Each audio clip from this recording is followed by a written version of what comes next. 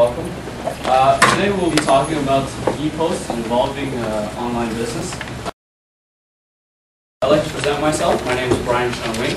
My teammates, Kashif Ismail, and to his left is Khalil Diaz, and we are 2KB consultants. Just a quick overview of our agenda today. We'll be talking about the background information, some key issues and the challenge statement. Then we will go into an analysis, internal and external analysis.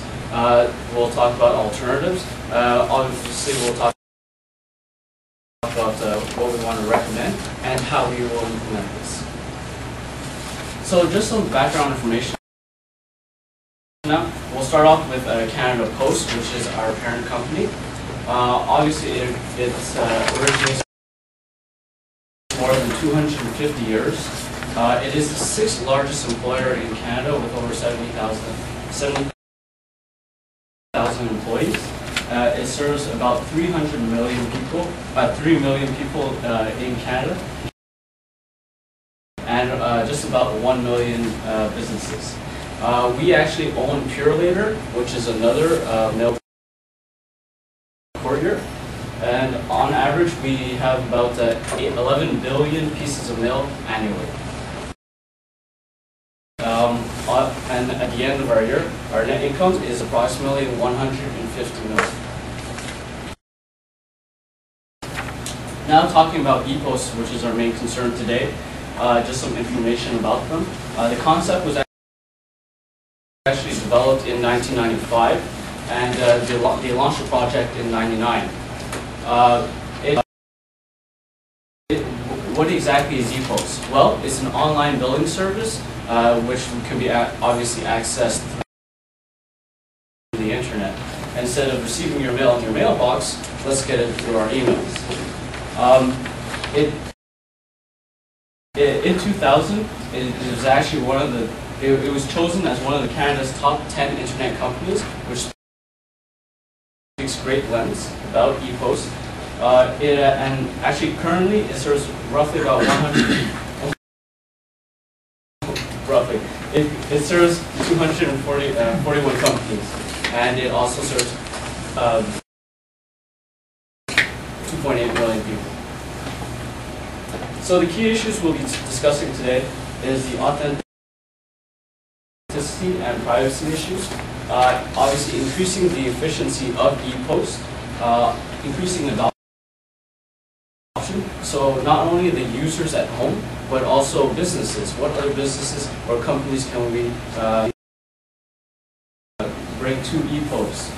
Mergers and acquisition strategies, and then obviously expansion. So our challenge statement states today, what strategy should EPOST adopt in order to maintain its market leader position and grow in the future? Now I'll pass you to Kashif, who will talk to you about the analysis. Thank you, Brian. All right, so let's just take a look at the company itself, a little bit of analysis. The strength is basically the monopoly after buying WebDoxys. WebDoxys was basically the leading provider of online banking to companies through emerges. But after it was acquired by Canada Post, basically we formulated the most comprehensive and consolidated online banking and basically presentment and payment system in the world, not just Canada. It's a big advantage right there. There's a very high usage rate, 2.8 million customers, and the first mover in Canada to actually consolidate this and provide this type of service. The weaknesses are that currently it's still a pull rather than a push strategy, which is due to the fact that it's hard to isolate the customers that are actually using it, and it's a little bit of a difficulty due to the media, but it's not something that is paramount. It's still 2 million customers. Management may not be conducive to new online ventures since the CEO and the Chief Technology Officer are both over middle age. I mean, they still have management experience, they still have the business know-how, but they might not be receptive to the newer technologies. The authentication difficulties, basically there's a few technology issues as well. One is authentication, another is the SQL downtime, and basically the time it takes to change the new listings or new directories, and there were some downtime issues. So there's a few technical problems that still need to be resolved. And finally, there's also the cannibalization of our own parent company, Canada Post, through EPOST, as a result of companies switching from one medium to another. However, there are some opportunities.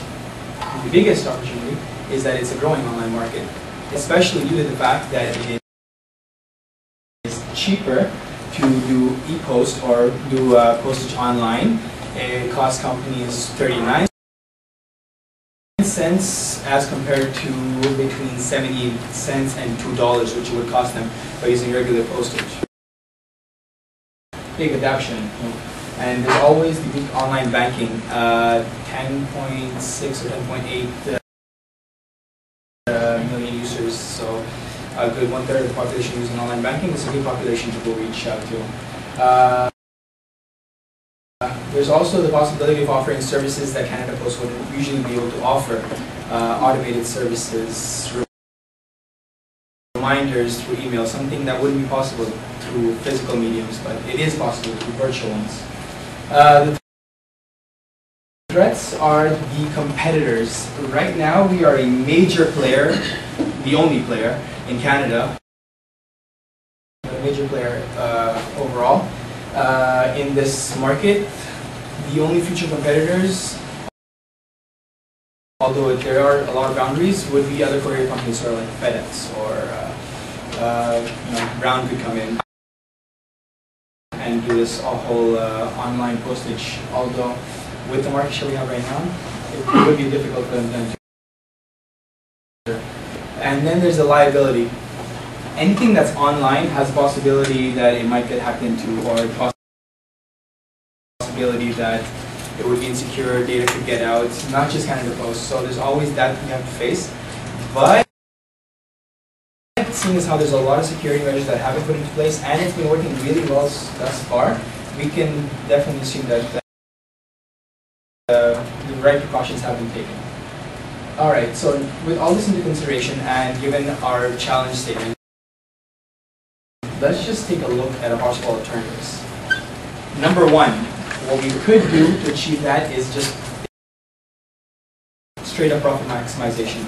But this is increase the prices for our services, just start charging more, and actually charge for premium services. What this is just trying to cash in. So right now we assume that